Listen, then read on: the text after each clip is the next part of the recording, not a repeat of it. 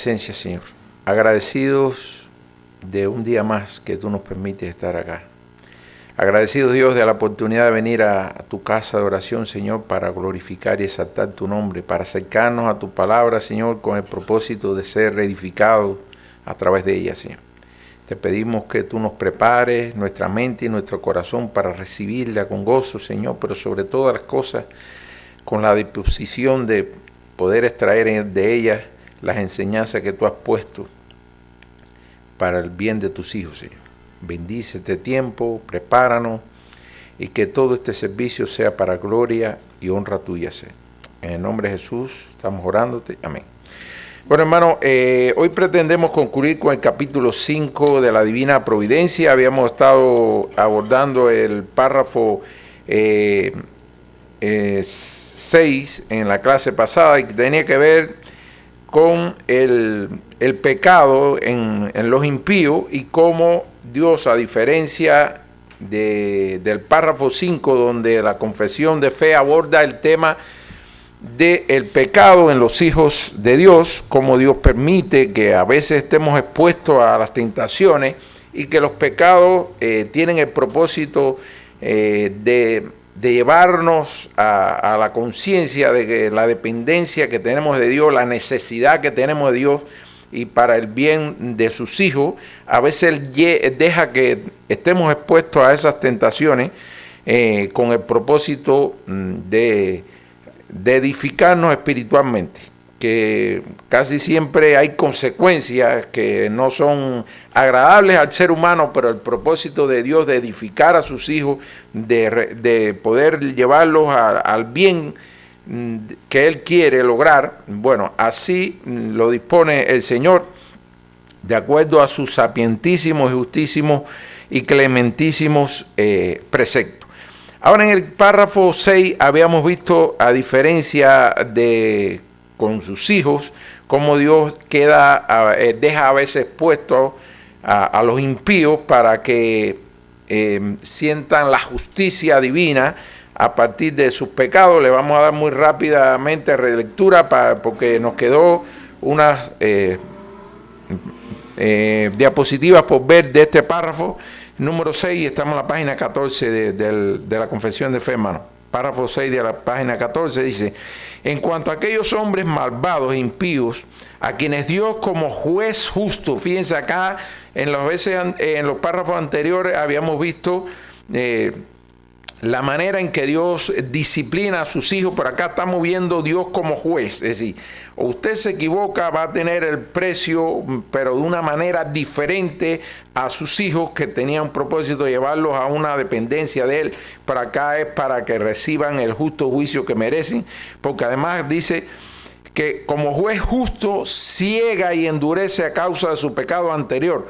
No solo le niega su gracia, por la cual podrían haber iluminado su entendimiento, es decir, se vuelven ciegos espiritualmente, insensibles, dice, y obrado en sus corazones, sino también algunas veces le retira los dones que tenían. Fíjense cuán severo es el juicio de Dios sobre los pecadores, es decir, que a veces incluso le retira los dones que tenían y los deja expuestos a las cosas que su corrupción convierte en ocasión de pecado, y a la vez los entrega a sus propias concupiscencias, a las tentaciones del mundo y al poder de Satanás, y por lo cual sucede que se endurecen bajo el mismo medio que Dios emplea para ablandar a otros. Es decir, fíjense este último párrafo, los mismos medios que el Señor permite a sus hijos, sí, los expone al pecado, pero con un propósito de llevarlo a una mayor dependencia de Él. Bueno, en este caso es como justo juicio, los expone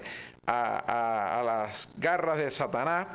Es decir, los mismos medios que usa con el impío, con los hijos de Dios, lo usa con los impíos, pero con un propósito bien diferente. Con sus hijos, de educarlo, de disciplinarlo, llevarlo a mayor dependencia de Él, pero en el caso de los impíos es para juicio.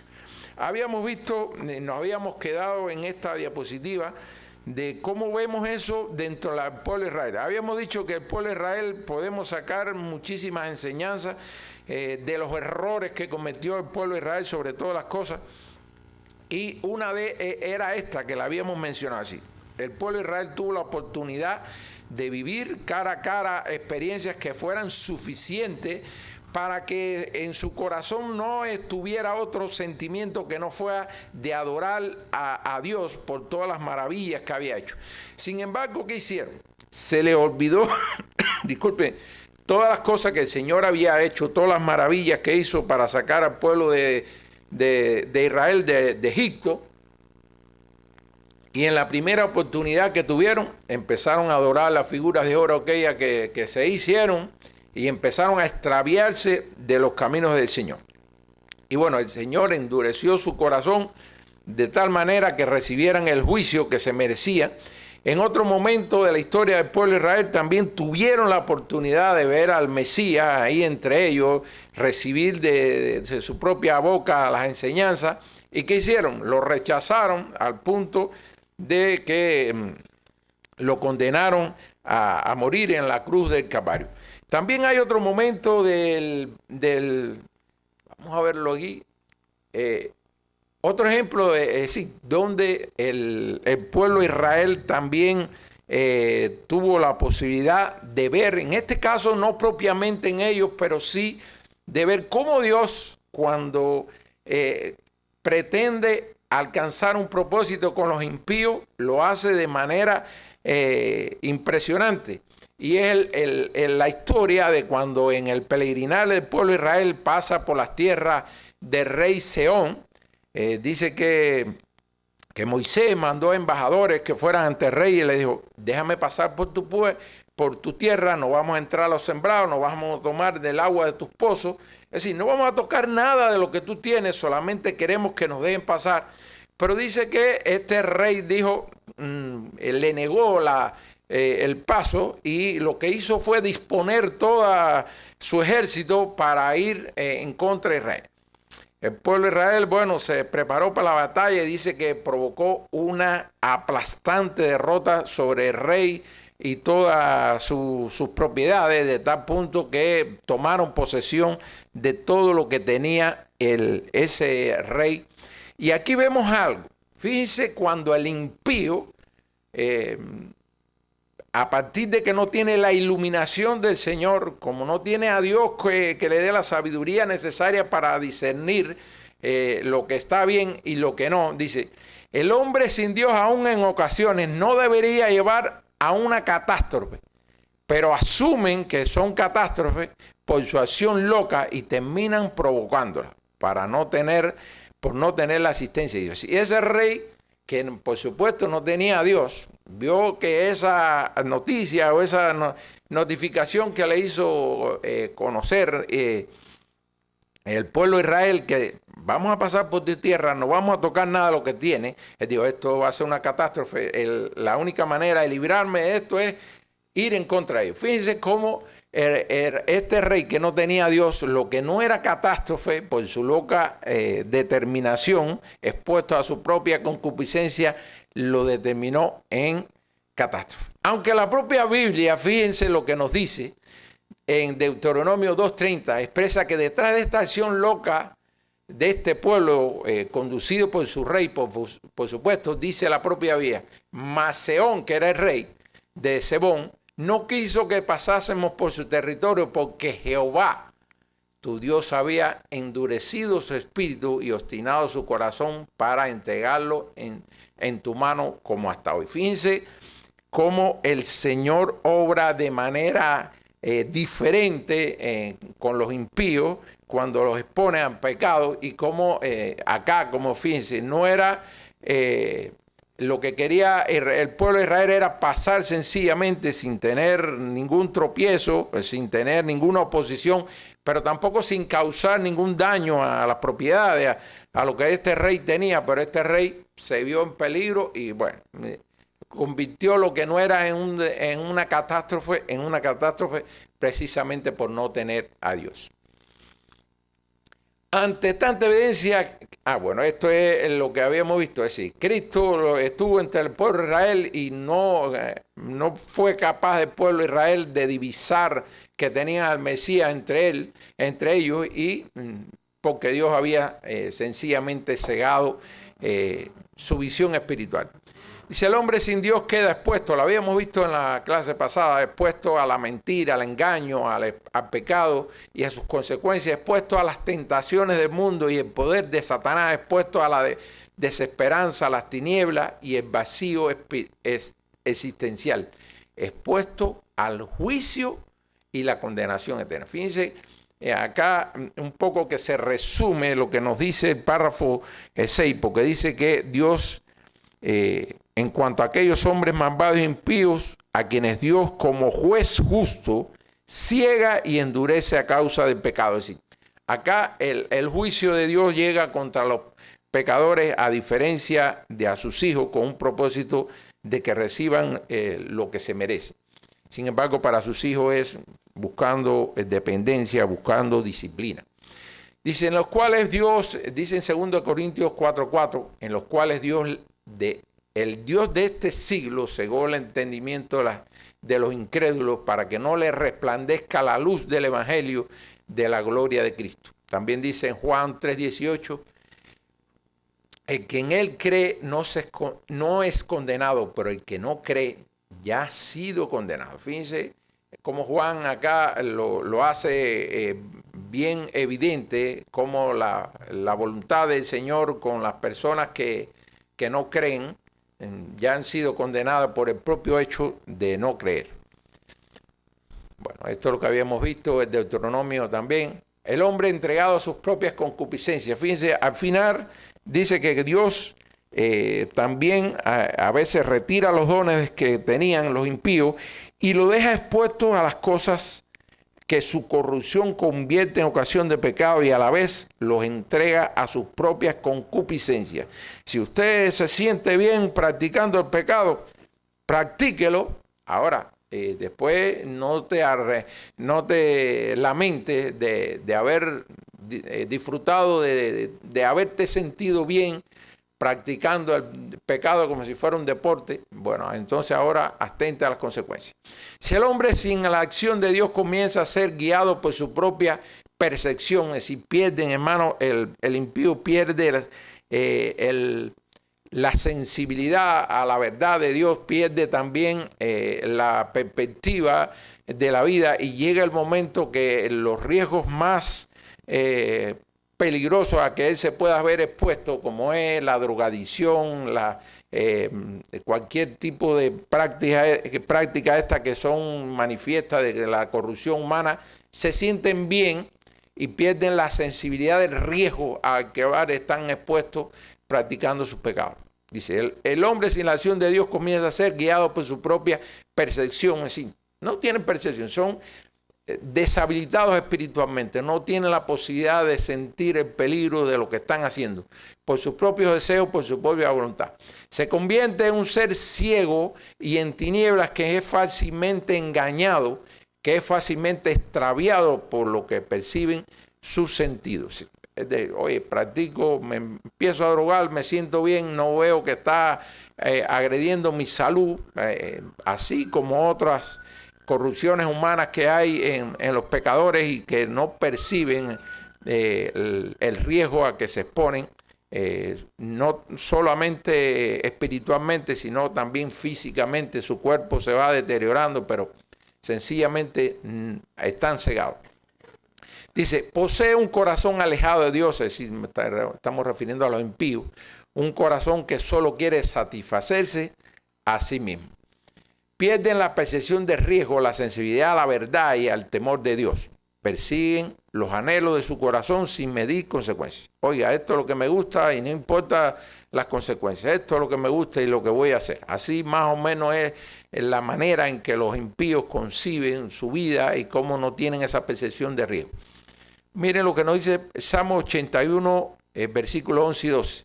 Pero mi pueblo no escuchó mi voz e Israel no me quiso a mí. Los entregué, por tanto, a la dureza de su corazón.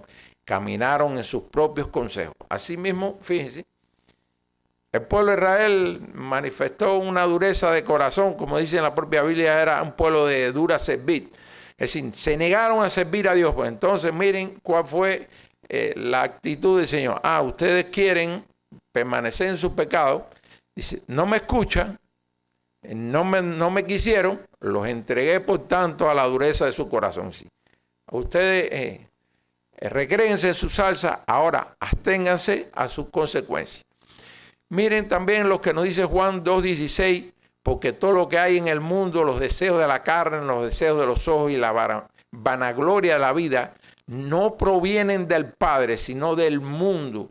Y el mundo pasa y sus deseos, pero el que hace la voluntad de Dios permanece para siempre. Hay una gran diferencia que nos deja bien marcado este versículo, pero fíjense, la corrupción en la carne, es decir, lo que practican los impíos, nada tiene que ver con Dios. Sin embargo, dice, pero el que hace la voluntad de Dios permanece para siempre.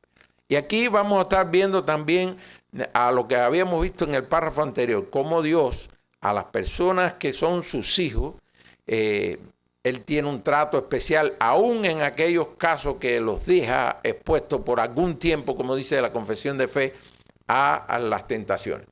Dice, Dios los entrega a las concupiscencias de sus corazones, los expone a un sistema que presenta circunstancias que ese corazón anhela. Es decir, usted se siente bien eso.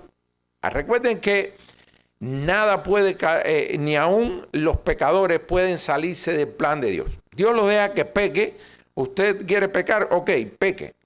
Pero aún así, en medio de esas prácticas liberales de los impíos, no pueden salirse del plan de Dios, porque incluso el final de todos los impíos es que reciban el justo juicio del Señor. Por tanto, fíjense, aún estando en ese mundo que ellos creen que están haciendo lo que quieren, que no tienen temor de Dios, que no en nada se acercan a las enseñanzas del Señor, aún así no pueden escapar de los planes y los propósitos del Señor, porque precisamente Dios al final le trae juicio. Dice, Dios los entrega a las concupiscencias de sus corazones, los expone a un sistema que presenta circunstancias que ese corazón anhela. Si usted quiere practicar las drogas, bueno, ahí tiene el campo abierto para que usted se encuentre lo que usted quiere, pero que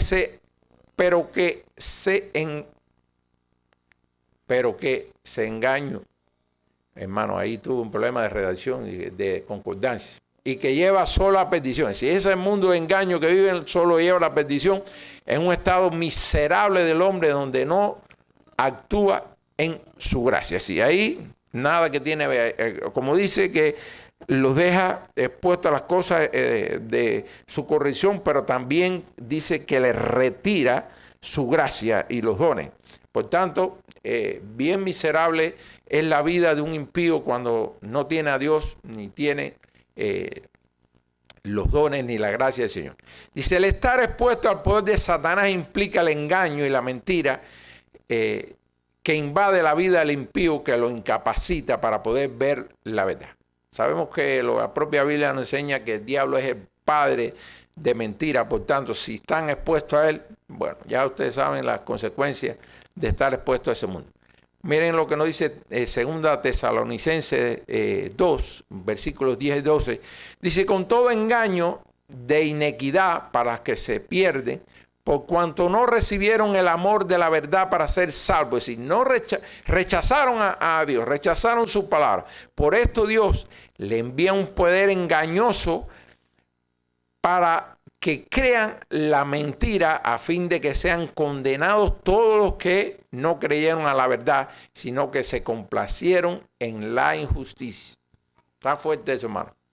Es decir, fíjense cómo como la propia palabra nos enseña, y con todo engaño de inequidad para los que se pierden, por cuanto no recibieron el amor de la verdad para ser salvos. Es decir, no recibieron la palabra, no recibieron nada que tuviera que ver con el evangelio. Por esto Dios le envía un poder engañoso para que crean la mentira, es decir, lo entregan en las manos del diablo, que es el padre mentira, a fin de que sean condenados, y que crean las mentiras a fin de que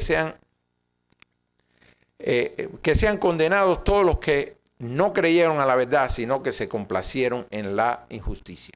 Solo alguien puede aferrarse a la verdad de la palabra de Dios cuando Dios actúa en su ser por medio de su Santo Espíritu. Aquellos que no tienen el Espíritu Santo están deshabilitados para poder recibir la verdad de la palabra. Ahora vamos a entrar un poquito ya en el párrafo 7 y dice el párrafo 7, vamos a leerlo. Del mismo modo que la providencia de Dios alcanza en general a todas las criaturas, así también de un modo más especial cuida de su iglesia y dispone todas las cosas para su bien, para el bien de la misma. Acá vamos a estar viendo un poco de la providencia general y vamos a estar viendo un aspecto importante dentro de esta providencia que, mire hermano, así como casi todas las doctrinas tienen cosas que podemos entender con facilidad, tienen algunas otras que la propia palabra nos las revela. Es decir, hay cosas que son el secreto del Señor, que nos podemos imaginar algunas cosas, pero lo que podemos saber con certeza es solamente lo que la propia palabra nos revela. Una de estas cosas es la interpretación de cómo actúa la voluntad de Dios. Bueno, es difícilmente para la mente humana, para nuestra limitada inteligencia, poder entender cómo actúa el Señor. Pero hay cosas que podemos entender. Dice, no estamos hablando, existen dos aspectos a la voluntad de Dios.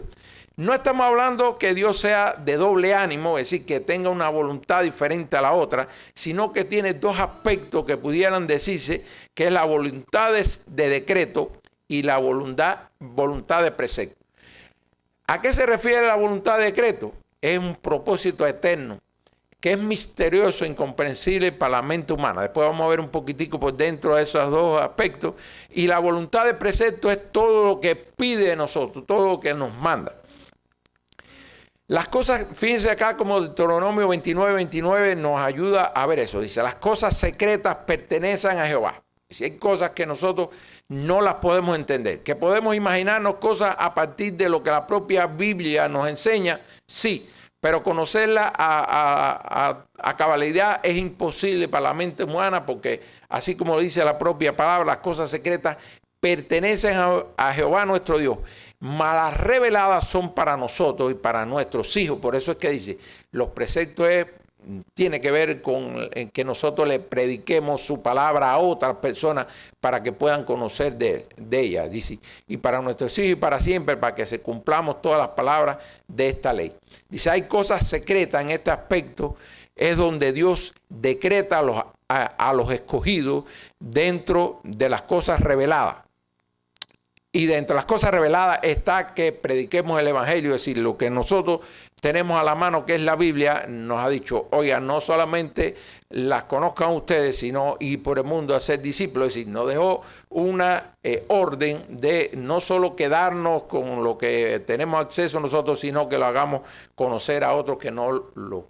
Acá un poquito, es decir, le comento lo que anteriormente le había dicho, es decir, esas cosas difíciles, esos misterios que hay en las doctrinas, como de la Trinidad, cómo entender que Dios es un Dios trino, Dios Padre, Hijo, Espíritu Santo, podemos entenderlo a partir de lo que nos dice la propia Escritura, pero siempre van a haber aspectos en que Dios se reservó para él el conocimiento pleno de esa manera que él se presenta como un Dios trino, en los cuales quizás no podemos entender cómo puede, por ejemplo, la propia Biblia nos dice que el Padre dice, este es mi Hijo amado en cual tengo complacencia, este es mi Hijo amado, a él creerle, y Dios y Jesucristo en otro momento diciendo, al Padre solamente le está reservado el conocimiento del momento, del tiempo final. Es decir, hay muchísimos capítulos o versículos en la Biblia que nos dan referencia de diferentes posiciones. El Padre hablando del Hijo, el Hijo hablando del Padre, el Hijo hablando al Espíritu Santo.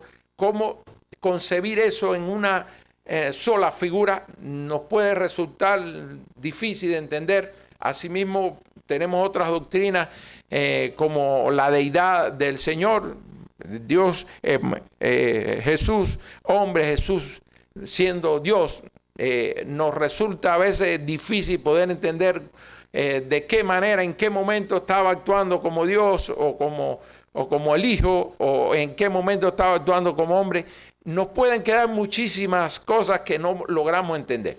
En el caso de esta doctrina que estamos viendo de la providencia, hermano, igualmente nos dice que Dios es la causa primaria de todo, que todo lo que existe y las obras que hacen están bajo el dominio del Señor. Pero fíjense, nos dice la propia Escritura en este capítulo que Dios no es autor ni aprueba el pecado. Entonces decimos por un lado que Dios es la causa primaria de todo, pero la propia Biblia nos dice, tenemos un Dios santísimo. Por tanto, nos queda claro que no tiene nada que ver con el pecado.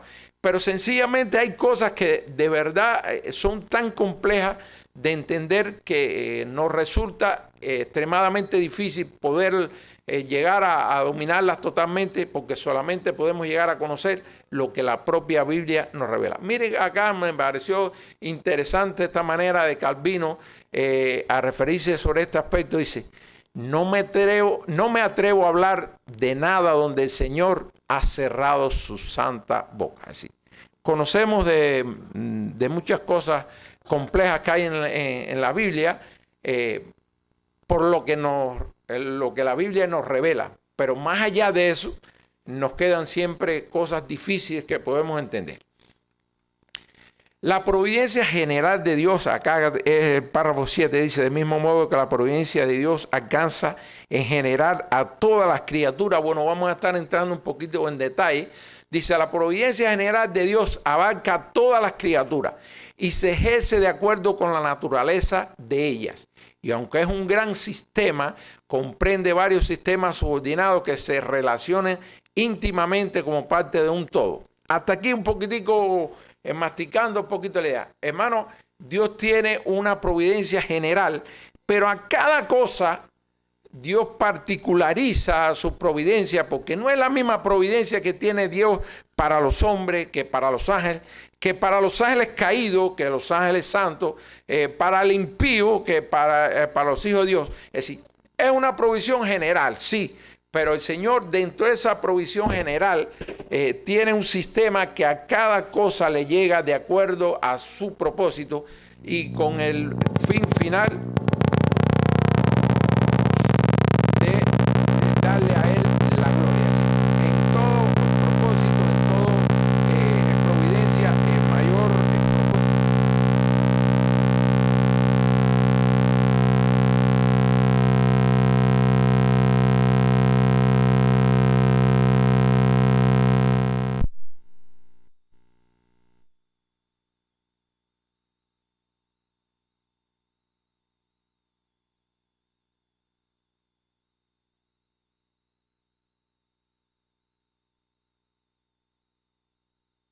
Cada elemento de la creación de tal manera que el Señor en cada uno de ellos tenga el cumplimiento del propósito para el cual Él lo creó.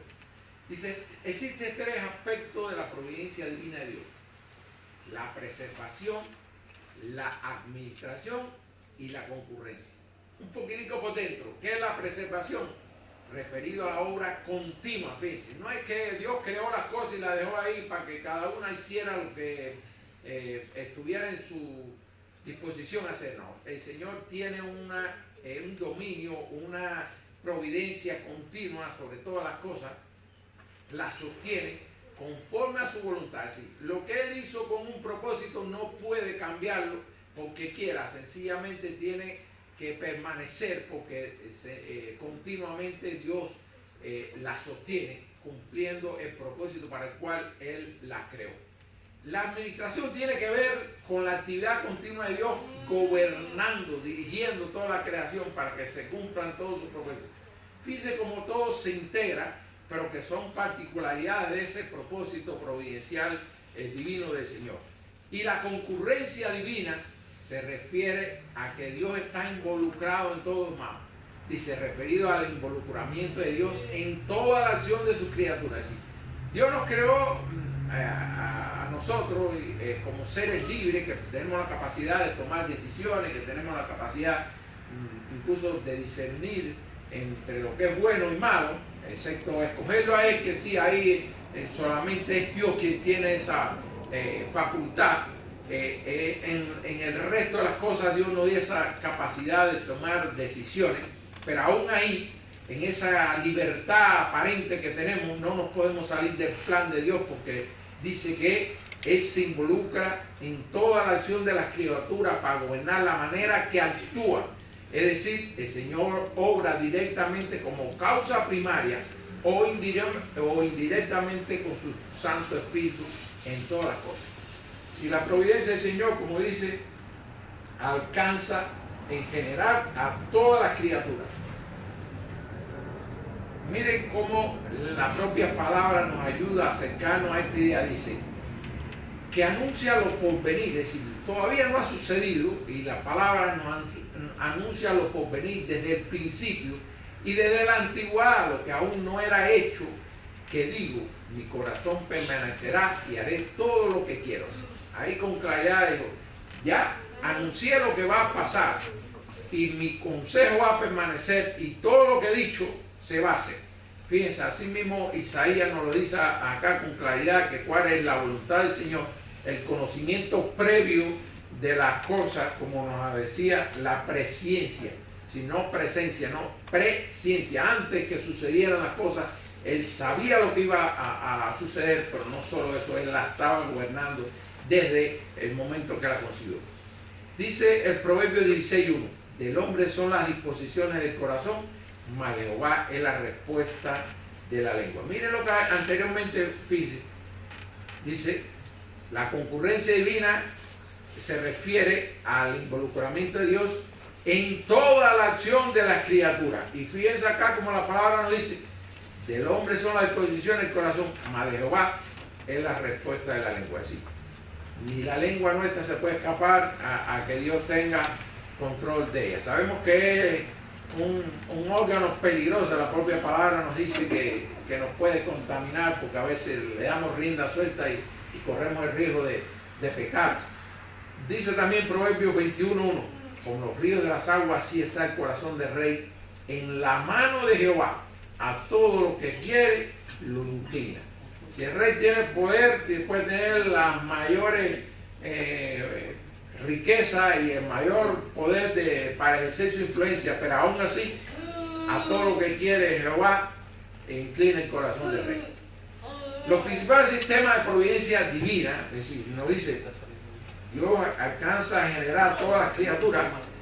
Mira, la providencia de Dios sobre el universo material, todo lo material que existe, hermano, incluso lo que es inanimado a nuestra vista, no puede escapar del Señor. El gobierno moral de Dios sobre el universo inteligente, es decir, tanto los ángeles como los hombres, ninguno puede estar en libertad de poder escapar a la voluntad de Dios. El gobierno moral de Dios sobre la familia humana impía, incluso acá el párrafo 6 lo estaba abordando de la manera que el Señor providencialmente llega como juez a la vida de los impíos, y la dispensación benévola y especial de la providencia de Dios sobre la iglesia. Fíjense el párrafo 7 como termina. Dice, del mismo modo que la providencia de Dios alcanza a generar a todas las criaturas, así también de un modo más especial, fíjense, como lo dice la confesión, un modo más especial, cuida de su iglesia y dispone de todas las cosas para el bien de la misma. Pudiera parecer que la iglesia se dirige por el pastor y los líderes que están en cada una de las iglesias locales, pero fíjense cómo nos dice acá en la confesión que Dios tiene especial cuidado de su iglesia y dispone todas las cosas para el bien de la misma. Es decir, aún dentro de la iglesia que pudiéramos decir tenemos la cobertura de Dios, nos guiamos por la palabra y es nuestra decisión, no. Nos dice la propia confesión que ahí también llega la providencia del Señor.